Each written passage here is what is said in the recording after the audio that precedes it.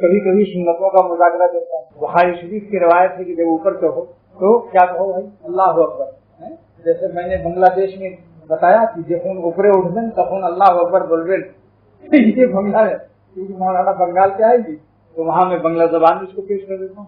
حضرت جابر رضی اللہ تعالیٰ عنہ اس کے راوی فرماتے ہیں کہ ہم حضور صلی اللہ علیہ وسلم کے ساتھ جب سفر کرتے تھے تو جب بلندی پر چڑھتے تھے تو اللہ اکبر کہتے تھے، جب نیچے اترتے تھے سبحان اللہ پڑھتے۔ آج ہم سیڑھیوں پر چڑھتے ہیں، ہمیں خیال بھی نہیں آتا۔ تھوڑی دن گرما گرمی رہتی ہے، جس دن میں اس کو بیان کر دیتا ہوں تو اس دن سب گرم ہو جاتے ہیں۔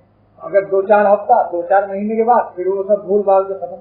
اس لیے ضرورت ہے بار بار ذکر جو ہے امر ہے مضارع سے بنتا ہے۔ مضارع میں خاصیت ہے تجدد استمراری کی، یعنی بار بار تذکیر ہو، بار بار اس کا ذکر ہو، ورنہ آدمی میں غفلت پیدا ہو جاتی ہے۔ ہمارے گھر سے جب سیڑھی سے اتریے سبحان اللہ پڑھو۔ اپنے گھروں میں بھی سیڑھیاں ہیں، یہاں تو کراچی میں اکثر بیچارے گھروں میں سیڑھیاں بہت ہیں۔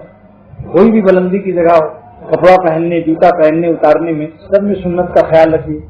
داہنے پیر میں جوتا ڈالنا یہ پہنتے وقت سنت ہے، بائیں پیر کو نکالنا اتارتے وقت کی سنت ہے۔ کرتے میں بھی یہی رکھو، جب کرتا پہننا ہو تو دائنا ہاتھ دائنی آستین میں ڈالنا جس میں سنت ہے، اتارتے وقت بائیں آستین سے اتاریے۔ اگر کہیں غلطی ہو جائے تو پھر پہنیے، مان لیجیے آپ نے الٹا کر دیا تو پھر پہن لو، پھر اتارو تو بائیں ہاتھ نکالو۔ سنت کی عادت مشق ہو جائے تو پھر کیا پوچھنا، بہت جلد انسان اللہ تعالیٰ کا محبوب ہو جاتا ہے۔ سنت کی کتاب بھی ہے ہمارے یہاں، علیکم بسنتی، اور انوار سنت بھی ہے، گلزار سنت بھی ہے۔ کوئی کتاب بھی سنت کی لے لو بھائی، حضور کے طریقے پر تھوڑا تھوڑا سنتوں پر عمل کیا جائے۔ اللہ کے نبی صلی اللہ علیہ وسلم سے محبت بھی پیدا ہوتی ہے، اللہ تعالیٰ بھی اس سے محبت فرماتے ہیں۔